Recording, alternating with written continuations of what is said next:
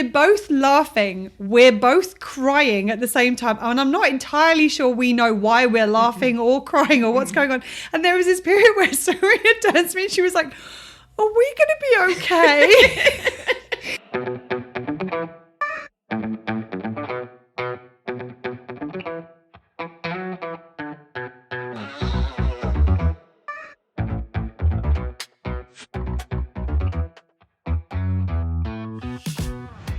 Hello, hello, hello, and welcome to Well Shit. It really is that simple. I'm Claire. And I'm Serena. On this podcast, we help you to understand about your 12 universal needs, why they are currently not being well met, how to meet them in ways that work for you, and how to consistently do so in quick, easy, and simple ways that fit seamlessly into your life. We'll also help you to understand how doing so will have a positive ripple effect in literally every area of your life. If you like what you hear, sign up for more support with meeting your needs with your weekly Universal Needs notes at theuniversalneeds.com.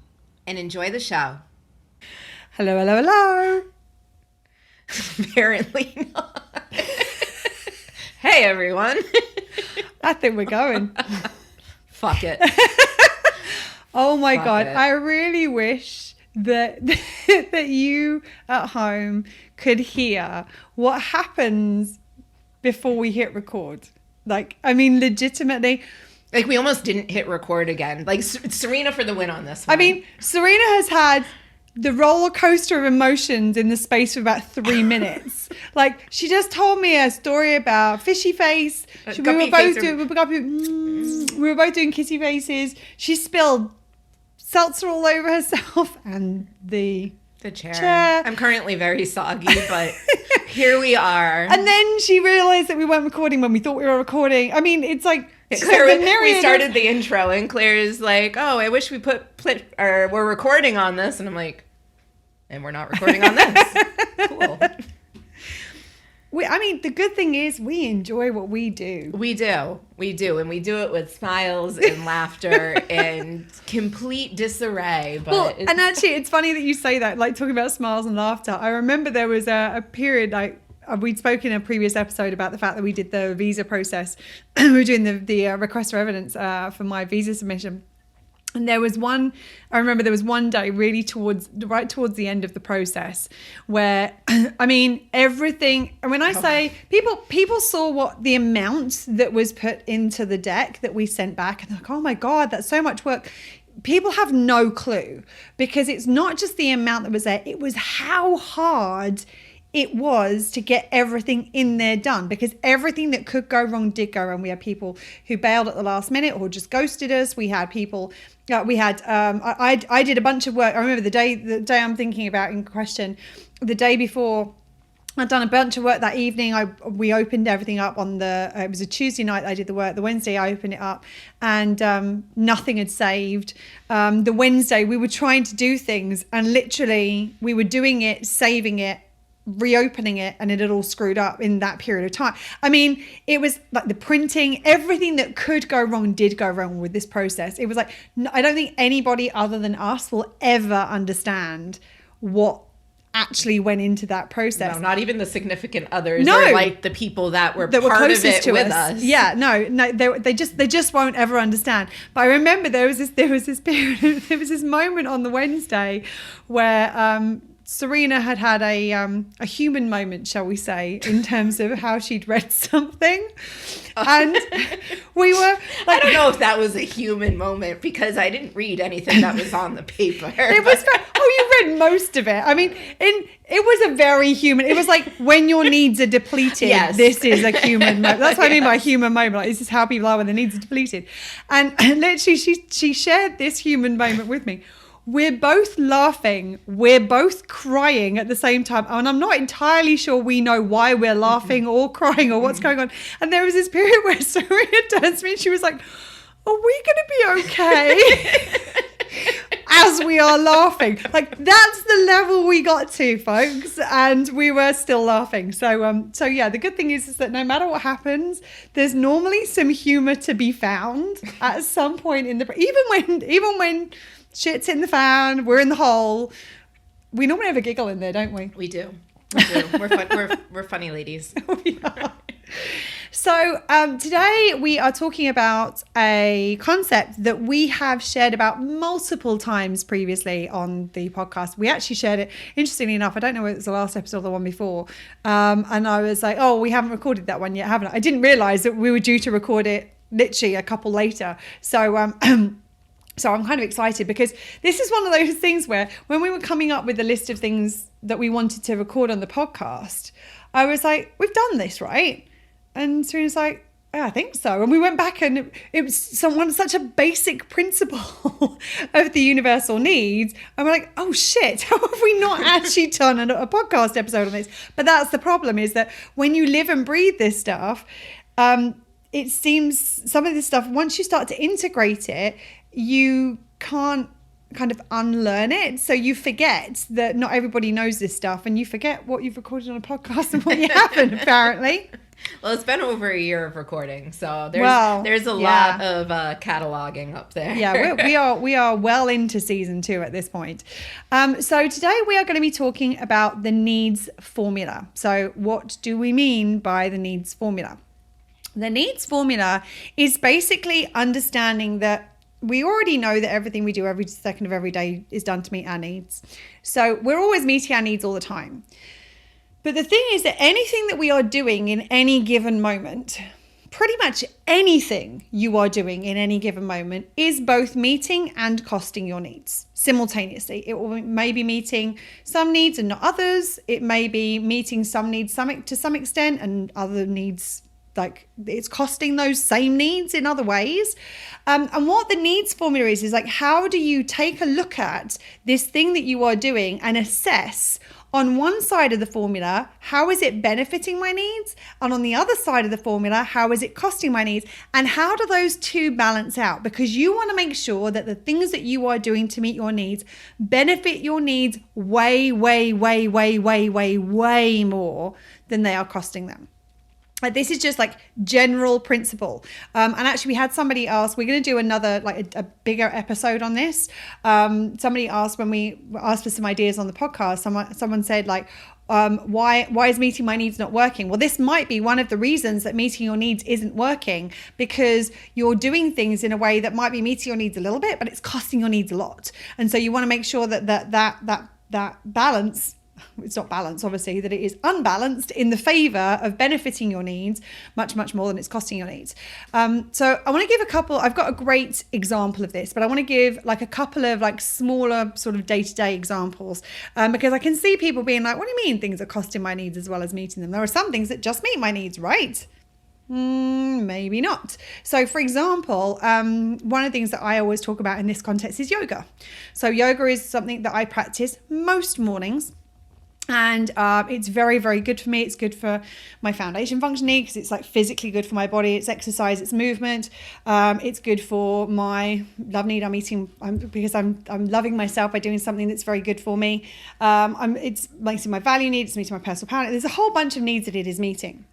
Now, it is meeting my foundation function need, and to do yoga takes energy. So it is also reducing my foundation functioning, because that energy that is going into doing the yoga is actually costing that need. But the amount that I'm benefiting of that by doing the yoga is far, far, far outweighs the amount of energy it is requiring for me putting into the process. And so that's basically a good example of something that is, that's how you want it to be. You want it, yes, it's going to be, everything's going to be costing you. Nothing as simple as like, I'm trying to think if there is anything that only meets needs and doesn't cost needs, because I can't think of a single thing. Not as a constant. I mean, because just the nuance involved in needs makes it like, there are some times where just sleeping, like that meets your needs, but the times where that's true, where that is the only thing you need, are so, I don't know if it could actually exist. And even sleep, like yes, it meets needs, but also it might be like you're not in connection with other people when you're sleeping. So like it may be like that. That's the good thing, is that, I mean, a lot of people think that that when they come to us to learn about needs, we're going to basically give them a nice little checklist. We're going to tell them all the things that they have to do, and they get to check them off and go, done. And it's like, that's not how this works. Because, I mean, how cool would it be if it could? I mean, we'd be millionaires by now. Right, and make our jobs a lot easier. Right. And, but the thing about it is that, as we talked about in a previous episode, also, our needs are constantly changing. And so, yes, the thing that might have met my need yesterday doesn't meet my need to the same extent, doesn't meet the same needs, doesn't cost the same needs in this way that it does tomorrow. So it's like this constant flux and change when it comes to our need also will affect the needs formula. Our current state will affect the needs formula. So for example, if I am, and I'm going to be honest, like when we were done with the visa submission, I was spent, did not get out of bed for an entire day. I spent 3 days in my pajamas. Yeah. In fact, I stayed in bed all day. I got out of bed to go and support a friend of mine with something he was doing at the theatre. I literally said to him, there are very few people I'd have dragged myself out of my bed for today. You're one of them. Went for 2 hours, came back to bed, stayed back in bed again. I was exhausted. So if I tried to do yoga at that point, the amount of energy it would have, like percentage wise, that I had in the body, it would have taken for me to have done, like it would have cost my foundation function need way more than it would have met it at that point in time. Same exact thing that a lot of the time needs formula, bing, it's meeting my needs a lot more than it's costing my needs. But also, if I was doing yoga at that point in time, I'm not valuing myself because I'm like, oh, well, I'm trying to do this thing for what reason? Like, because it's costing my needs. That's not valuing me, and it's not valuing what I need. It's not serving you. No. Like at that moment, like you could have injured yourself further. Yeah, probably would have done. Yeah. There's a whole bunch of things. So anyway, this is the kind of basic concept of the needs formula.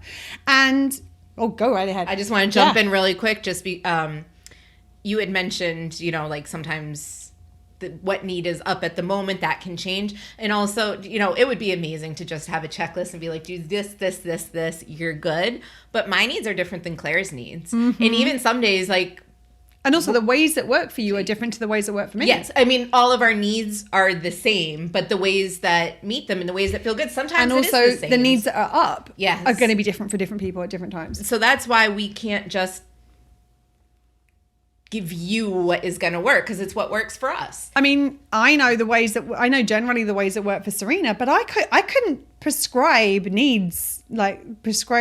activities to meet your needs because I don't know where she's at until she tells me. Now I can make suggestions that she can then decide, hold on a second, yeah, that meets my needs well. There's very little cost to it. That feels good to me. And there are things that will determine how well a need will be met and how little a need, how much it will cost a need. And that's, we talk about the red-green spectrum. I think we talk about it in episode 3, where we talk about the how about meeting needs and about the fact that the way that you meet your need sits on a spectrum. And at one end of the spectrum, you've got the TV dinner way of meeting needs, where it might stop you from being immediately hungry, but it's not providing any nourishment. So you're going to be hungry again in half an hour. And at the other end of the spectrum, the green end of the spectrum, you've got your whole food, home cooked, nutritionally balanced way of meeting your needs, where not only does it stop you being hungry, it actually provides the nutrition. So you say, I was going to say hungrier for longer. That's not fuller for longer is the phrase I was looking for. So obviously the red-green spectrum is one of the things that can determine how well or the level to which it meets something meets your needs or the level at which it costs something needs. If it's very red spectrum, then the chances are, I don't know what is going on out there. It's a big truck outside. Okay. If it's very, very red spectrum, chances are it's going to be costing your needs a lot more than it is benefiting them. And the challenge we have in our culture is that the red spectrum are the ways that we are conditioned to meet our needs. So we're doing all this stuff to meet our needs, but we're not actually getting much benefit from it at all. If you do something that's very, very green spectrum, and I notice I said very green. I didn't say perfectly green because it's not actually possible to be perfect in this whole body of work.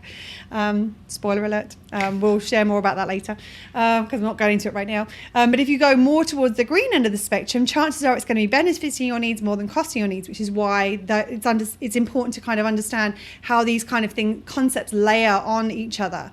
But at the base level, we want to understand how much is this benefiting my needs? How much is it costing my needs? And then we make a decision. Is this benefiting my needs more enough than it's costing the needs for this to be the best way for me to do it. And if not, we then look for another way that's going to benefit more and cost less.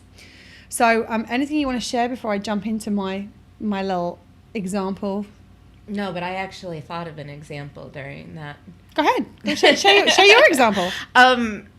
Recently, one thing that tends to meet my needs, many of my needs, I get a lot of ding-ding-dings out of this, is dancing. I love to dance. I love to perform as like an additional sprinkle on my dancing. Like if I'm dancing in a class, great. If I'm dancing for a performance, like that's oftentimes my element. And I recently was doing a performance that was kind of stressful in... kind of stressful? Being understated. It was in the midst of...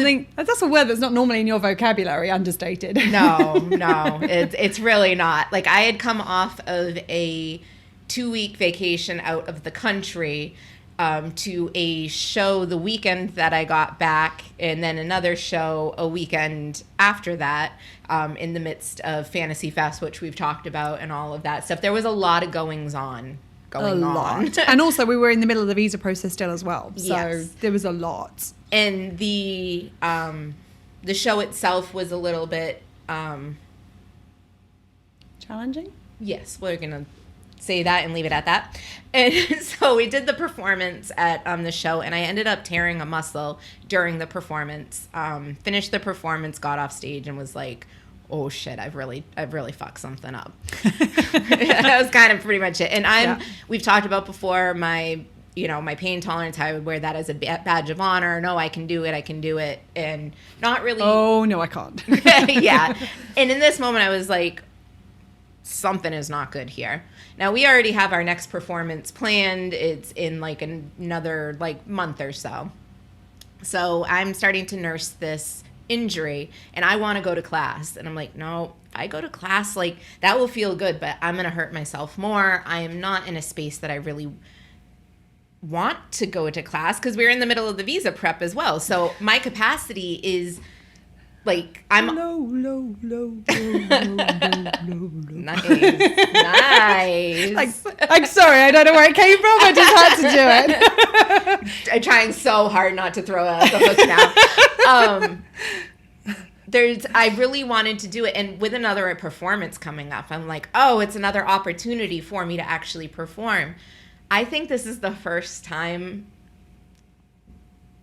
potentially ever that I've done this.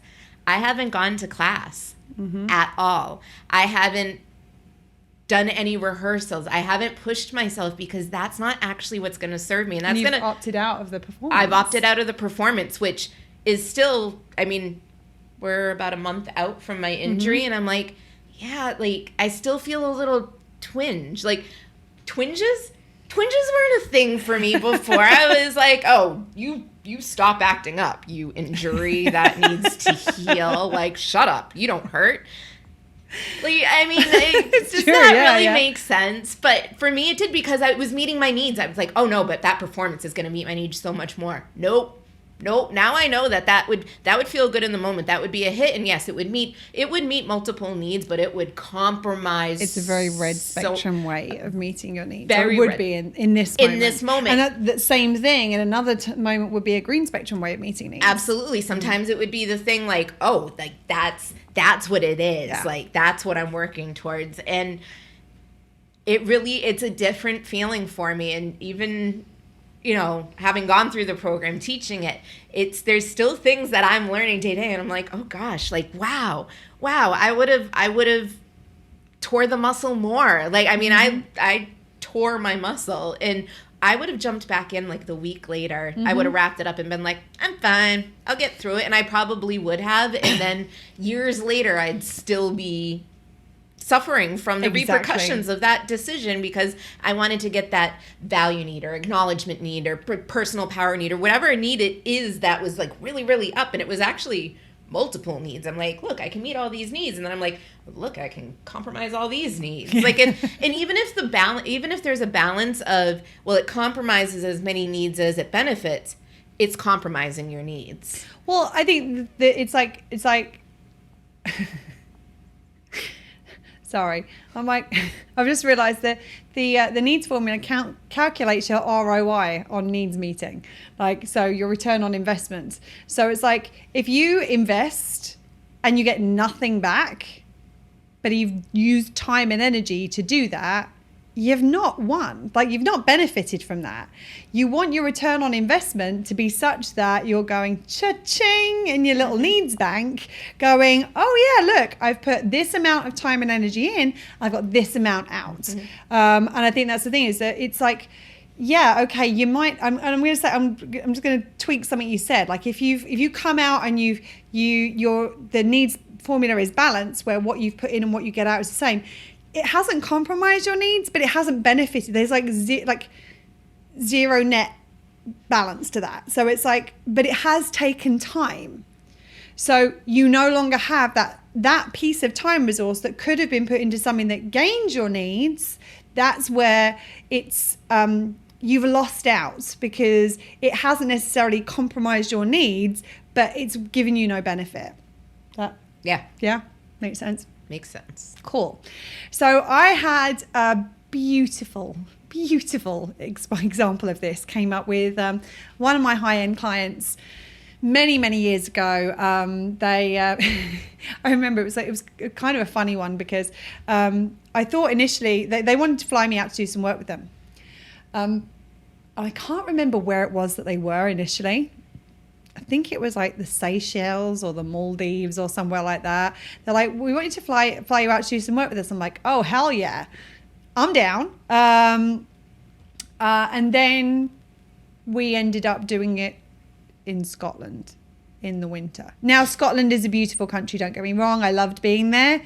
But Scotland in winter is, my internal thermostat is not built for that. Like Key West in summer, that's what my internal thermostat is built for. It was kind of it was a funny experience. And they flew me out to do an intensive with them. And they had very, very different lives. So there was this couple. He was very, very successful in business, He was one of these kind of go-getters. He was very into personal growth and development. So he was like up at 4 a.m. every morning to work out, get everything. Wow, there is a lot of activity out there on the street today. It's the house across the build. Apologies for all of the additional sound effects you're getting today.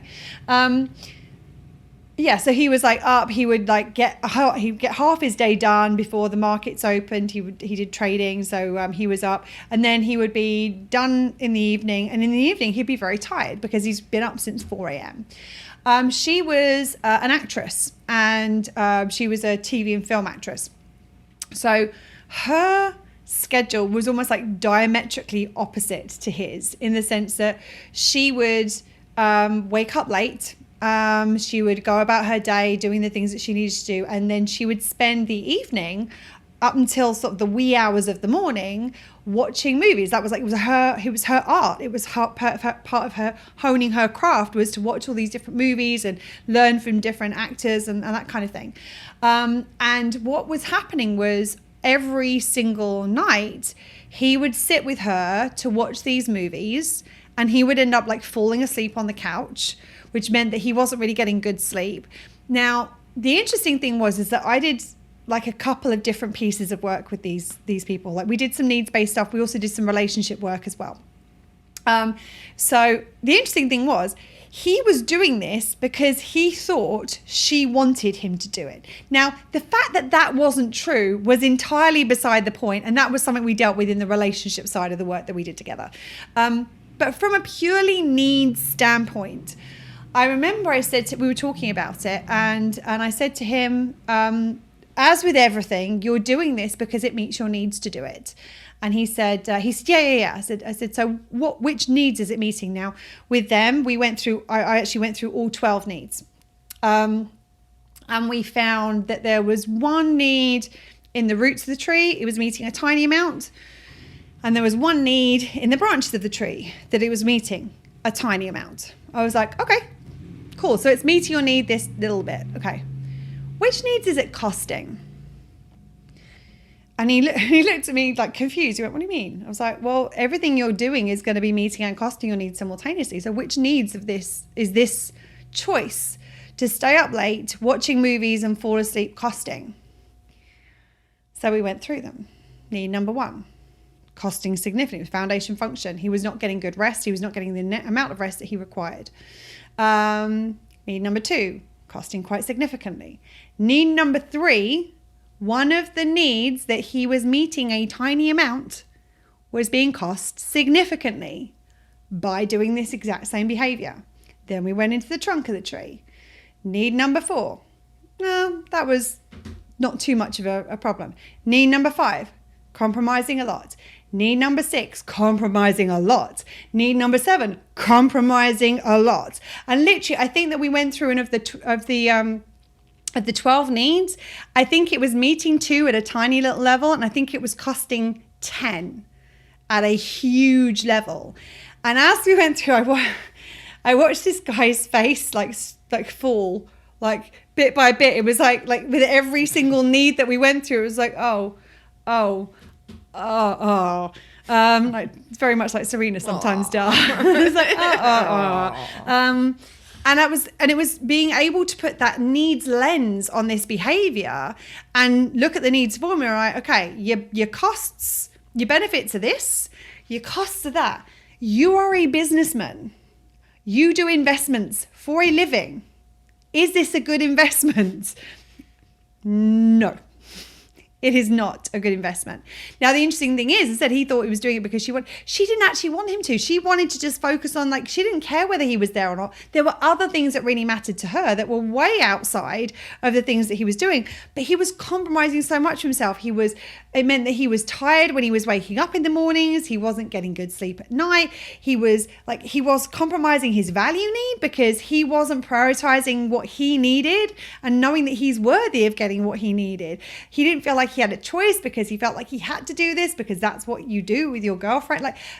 It was a remarkable, it was such a stark example where I looked at it and it was just so obvious. And I do this with clients all the time. That one was a doozy. Like, that was a real, like, knock it out of the park. You've proved the needs formula hands down. Like, there is no other way. Like, it was just so obvious. And what ended up happening was that then he started, hello, Pop Shield. He started to change his behavior and they became closer as a result, even though they weren't spending that time together, because the time they did spend together, he was more awake, he was more alert, he was more engaged, he was more present. They were able to connect better in that space of time. Well, I think the funny thing is too, is that he probably assumed that, not consciously, possibly, that he was meeting that kind of love and connection need in there when he could actually be compromising it. No, for me, and I've had this discussion with my husband, like, my husband used to do the same thing. He'd stay up and watch TV with me because he wants to spend time with me. I was like, you're not spending time with me. You're actually spending time in my time, which I would prefer to have by myself. So yeah, a lot of the, I love having my husband around, but there are sometimes I just need I need me time. And if I want to watch the shows that I want to watch and know that he's not into him, he can choose whether to be there or not. But I'm like, no, if you're just going to sleep there, go upstairs, get a better night's sleep, lay in a bed that's meant for you to sleep in, and let me just be in my own energy. And he's thinking he's doing a good thing by connecting. And I'm like, can you go to bed?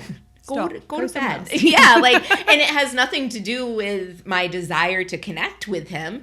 It's just in that moment, he thinks he's doing something for me and for us when he's actually eroding that need that he's trying to meet. Yeah. Well, and actually, and there's another great example, another layer to that, which is that depending on what is being watched, some people actually are very, they might be sharing something because maybe they've seen it before and they want to share something that they think somebody else will enjoy. And if that person then falls asleep in the middle and it's something that means a lot to them, they'd be like, it would affect that connection in that moment. Whereas there are other things that who cares if he falls asleep in the middle of X, Y, and Z, because I don't give it, that doesn't mean anything. But especially with some of the stuff that was really important to her and her work, like there may be those things where it's like, actually, I'm irritated by the fact that you're sleeping through this, because this is something that I find really powerful. Like it's something I'm very connected to, and the fact that you obviously aren't connected to it, it's got nothing to do with his connection to it. He's exhausted. Like, but it appears that he's not respecting and connecting with something that means a lot to her in the same way. So there's so many layers to this, but the reality is, first and foremost, if it doesn't work for one person, it doesn't work for either person, because it will undermine and erode the relationship. So if you are doing something for the other person but doesn't work for you, over time that is going to build resentment. You won't even be aware of it. It's not a conscious thing where it's like, this person's making me stay up late. Like that, that's not a conscious thing, but subconsciously it feels like, well, this is the reason I'm not getting good sleep. So there's a subconscious thing going on where it's like, this doesn't feel good. Like, and it starts as a niggle. Niggle monster. It does, but if you don't actually notice it and address it and start to realize, hold on a second, this isn't really working for me. Let's see if there's a way of doing this that works for both of us. And the way to do that is to drop down to, what needs are we trying to meet here? And finding a way of meeting those needs that actually feels good to both people. That's a much, much better way of approaching this. I think a lot of times, especially in this situation, I mean, because it's one that I've dealt with myself, but the whole, you get conditioned into, oh, we're supposed to go to bed at the same time. Yeah.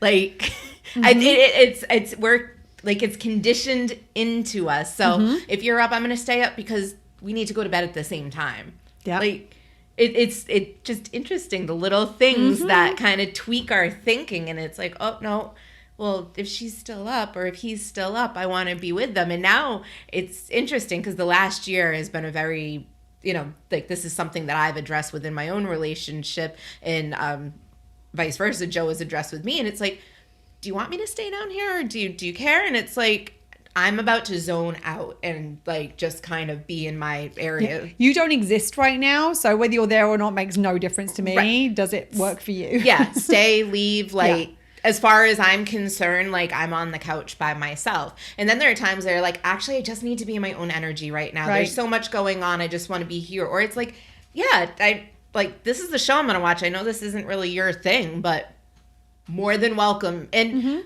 it's not every single time that we have this conversation, but that conversation is something we have a lot. It's like, all right, is this going to work for you? Oh, you're working on whatever. Like, my husband has an electric skateboard that he loves, and he loves to work on it. But when he works on it, he takes over our very little apartment with all of the things, and there are pieces flying and all of this stuff. And it's like, are you going to be here today? What are your plans? Like, I want to work on this. Is there a time that works? Oh, no, work on it right now. I don't care. I'm doing my own thing. Or I'm going to be out of the house in like an hour. Can we wait till then? Does that work for you? And finding that compromise that works for both of us, because some days it doesn't matter. Some days it's like, yeah, let's do all the things together and just be in each other's presence. And sometimes our presence is the thing that's compromising the other person and our own needs. Right. Absolutely. Well, and I think the other thing about it is obviously we're talking at the moment about how this relates to, in the context of relationships, whether it's friendships, whether it's intimate relationships, family relationships. But the needs formula is also relevant to you. In and of yourself, by yourself, for yourself. So how often is it that I'll be doing, like, I mean, and I'm sure you can relate to this, where there are times when there are times when I'm like, in the past I would have done something because I want to do it, but I realize that by doing that I'm actually going to cost my needs more. And there's a part, like, I get like, there's a great gif of like a sulky cat on a cushion where it's like like sort of thing, and that's kind of how I feel in those moments. I'm like, but I really want to do that. Like a whiny toddler. Yeah, exactly. Yeah. And but because I know the needs formula, I'm like, this is not going to support me. This is not going to help me. I'm going to end up paying the price for this in the long term. It's like the Veruca Salt factor. It's like, okay, you want the golden goose or the golden egg? Look what happened. I have no idea what you're talking about. Willy Wonka and the Chocolate Factory? I know the character. I don't know the story well enough to know the reference. I feel judged. No, not judged. No, it's not judged. Like, I think you're the first person that I've ever, it's just a first for me. It's just a first. I don't know. She might be ending our friendship right now. No, I won't. She's just going to educate me about Veruca Salt. Yeah. Well, we'll have to. Veruca Salt was the character in Willy Wonka and the Chocolate Factory. For anybody else who might not be aware, we do exist. And she was just a little pill, and everything was like, she had this English accent. And she's like, "Daddy, I want it now. I want a golden goose," and she's like stomping her feet and getting all up in, like, she needs this because that's going to make her feel, personal power, value. Like, we go into the needs. She needs this thing. In big quotes. And so she got her golden egg, and then she ends up going into the place where bad children go, I guess. I don't know. The chocolate factory, it kind of seems like it eats annoying children, and then the Oompa Loompas sing about it. Like, when you break it down, like, that's really what's happening. Sounds like a horror movie. The Tim Burton one gets a little closer to I'm sure. that. But no, and it's just, sometimes getting what you want isn't what you actually need, and it's compromising you. It's not even just not getting what you need. It's actively compromising you.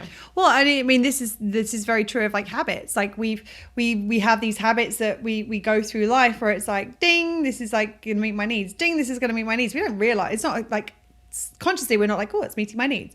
Like, it's like, oh, that feels good for a moment. Oh, that feels good for a moment. Oh, that feels good for a moment. But sometimes those good for a moment things can feel really crappy in the long term.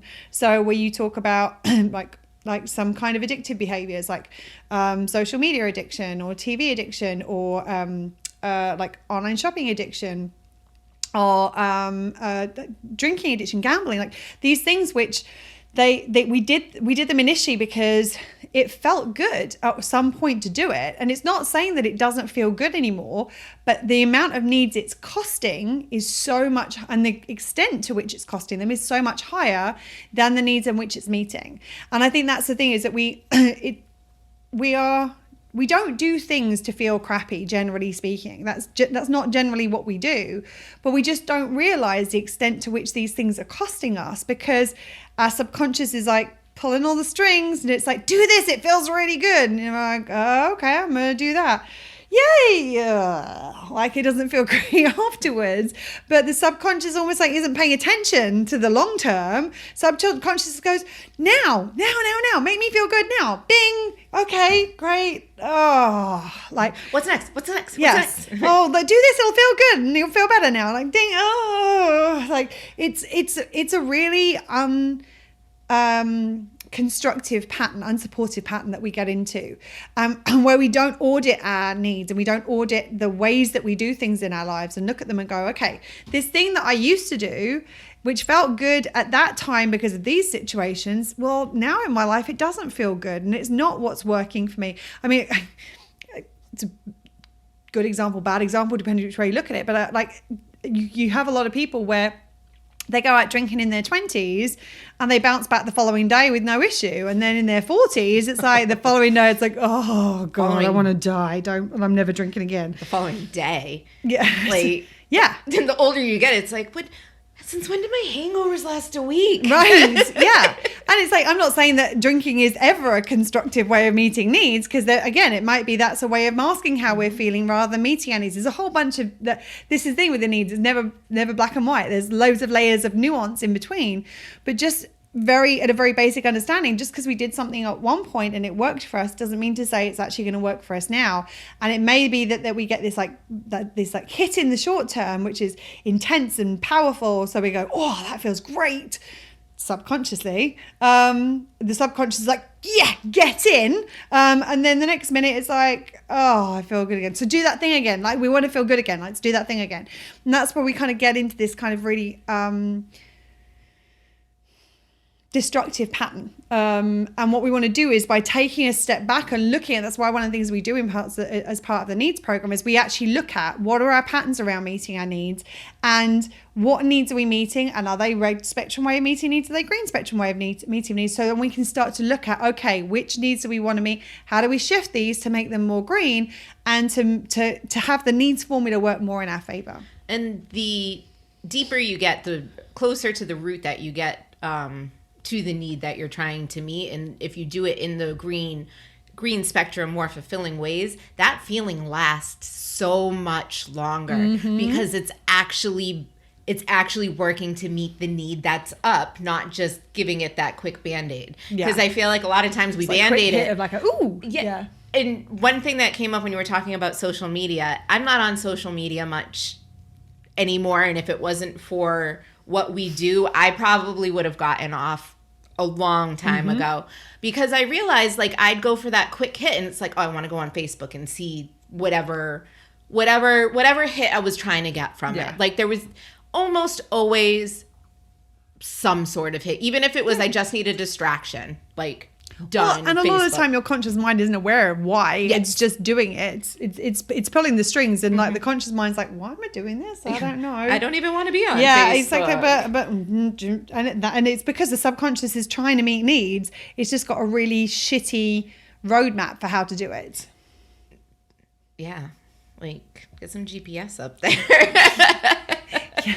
It's almost like it hasn't got all the maps installed. Like, do you remember like when you first started getting GPS and you had to buy your maps for certain areas? There's not even a road here. Yes, like, what am I doing? I'm in a field. There's a pond next to me, and I'm next to a sheep as well. Why am I here? Like, help! And the just go, well, if you just keep going, there's another road down there somewhere. You'll eventually get to it. Just try not to fall in the river on the way. But it's almost like when you do the needs work, you actually get to see, we get all of the maps. And it's like, okay, well, yeah, I could go this way, but that's going to take me 9.5 hours, or I could take this way and it's going to take me 15 minutes. Like, I mean, it's really what it's like. Yeah. I mean, it's the direct route to feeling better, the actual destination. Yeah. And when it comes to meeting needs, it's feeling fulfilled for longer, because if you meet the root of that need, like that's up there, like there's nothing pulling the strings underneath it. So the deeper you can get, and it isn't always that you get to the root right away. Sometimes you meet and then you're like, oh, there's still something else. Yeah. All right, let's go a little bit deeper. Yeah. And then, meet it in another way, and it's like, that feels good, but I feel like it can feel even better. And then you start really focusing on like, all right, get green.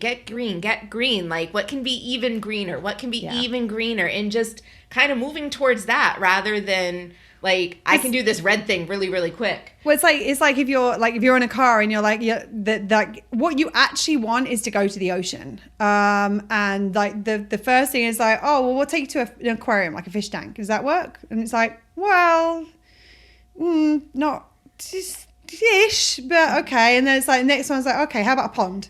It's like, well, but not really. And then it's like, oh, how about a lake? Big lake, right? And it's like, well, I mean, better than the pond, but still not what I'm really looking for. And then it's like, we found a waterfall, and it's like, it's okay. I mean, it's a very nice waterfall. Don't get me wrong, nothing against waterfalls. It's not the ocean. It's really what I'm looking for. And then when you finally get to the ocean, like, this is what I wanted. And it's like you've trying to like it's taken you like 20 hours of driving because you hit all of these other things on the way that weren't really there, without realizing that the ocean was at the end of the street. It just sent you the wrong direction. Or that in another kind of using that same example. Or you like, I need some water. I need some water in my life. In the same thing. Will an aquarium work? Not quite the water I'm feeling. All right, let's try something bigger. And it's like in that same thing, it's finding the thing that if the you don't version know of it. The version of it, you might not know that the ocean is your destination, but when you get there, you're like, this was it. This was what I was looking for. Exactly. And it's like, and it may be, it's like, well, I need water. And there's one day where you need water and what you want is the ocean. The other day you need something to drink. The ocean's not going to help you with that. Like, I mean, you could, but it's not going to benefit you at all. So you see what I mean? Like you want to help to kind of figure out how to kind of fill in all of those shortcuts to be like, oh, okay. What am I wanting? I want water. Why do I want water? What need am I trying to make with water? Well, foundation function. Well, that's like water to drink, right? Yeah, water to drink. Okay, there's a convenience store just down the street. Great, done. Or there's a tap in the kitchen. Great, done. Or actually, I'm trying to meet my emotion, experience, and expression need because I want to feel calm. I want to feel peaceful. And I feel calm and peaceful by a lake. But somebody else feels calm and peaceful by the ocean. And somebody else feels calm and peaceful by a waterfall. Like, it's about figuring out what are the needs that you are trying to meet underneath and what ways of meeting those needs are going to specifically work for you, for where you are at in this moment. And it's about coming up with that needs formula, coming up with a way where the needs formula is like, whoop, and it's like, okay, I'm getting all this benefit, very little cost. That's a winner. That's something I want to be working with. I realized I had lost my train of thought, and we rolled over it so quickly. I thought you would. I hadn't even realized I lost my train of thought. Back to the Facebook thing, like when I would go on, something that kind of stopped me is I'd go on for this quick hit of need meeting, and then I'd come out so compromised because I've watched this disaster unfold. There's this drama, there's this, there's that. I don't know why this person's still on my feed, and now I'm niggled by what they have put up there. All the things, I was realizing how many hits I was taking by meeting this little bundle, and then I'd come out and I'm like, I feel even fucking worse. Well, and the interesting thing is that this is one of the things is that Serena decided at one point it actually does meet her needs to be on Facebook because of what we do and everything. So what she did was she went and curated her Facebook better so that when she goes on, it doesn't hit her in the same way that it used to. I'm the same. Like, I curate my newsfeed. Like, I want to see the things I want to see. I don't want to see the things or the people I don't want to see. Snooze for 30 days, great function. Unfollow, great function. Like, these things that, and you create something where it's like, hey, okay, I do want to do this, but that way of doing this doesn't work for me. So what's the way of doing this that really does? Yeah, like, the curation was an interesting process for me because there are certain people I'm like, no, I want to know what's going on. And it's like, it's almost like a 3 strike you're out rule I had in my head. And it wasn't defined, but it's like, oh, you annoyed me. No. What the fuck are you talking about now? Noted. Like, in the 3rd time, I'm like, done. Unfollow. Like, a lot of people feel weird about that because they're like, oh, no, I don't want to, like, unfriend people. I'm not talking about unfriending people. Like, I still want them in my life. Which I do, by the way. I unfriend people all the time now, too. That's okay to do, too. Yeah. If it doesn't serve you or me to be in connection with you, then it doesn't. It's simply, maybe it's just Facebook. I'm not saying I'm going to unfriend you in life, but, I don't want to watch. I don't want to see that. It's just not. It doesn't work for me. And if it doesn't work, doesn't work. Yeah. So find a way that does. And it might be that way is to not do that thing at all. It might be to change the way you do that thing in order that the needs formula balances out better in your favor. Anything else you want to add? No. Nothing was. This is going to become a thing, isn't it? Did Larry become a thing? What should become a bigger thing? Oh, the niggle monster's back as well. And on that note, I'm going to say thank you for being here. Thank you for listening. Thank you for watching. We appreciate you. Stay tuned for our next episode in the Burning the Candle at Both Ends series. Did you even mention it was a series or Burning the Candle at Both Ends at any point during this? I thought I did. Did I not? I don't think we did. Hey, I definitely mentioned it in the last episode. If I didn't mention it in this episode, that I have mentioned it. Yeah. Hi, everyone. This is a series that we're doing. So this was episode 1. Next is episode 2. Come back and join us for that. Yeah, I think we went right up. Whatever. It's all good. All right. Thank you for being here. Thank you for listening. Thank you for watching.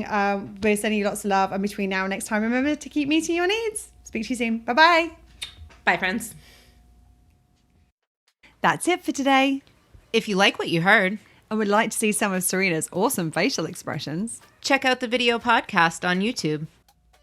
And remember, use your needs formula to find the ways of meeting your needs that benefit them way more than they cost them. Well, shit. It really is that simple.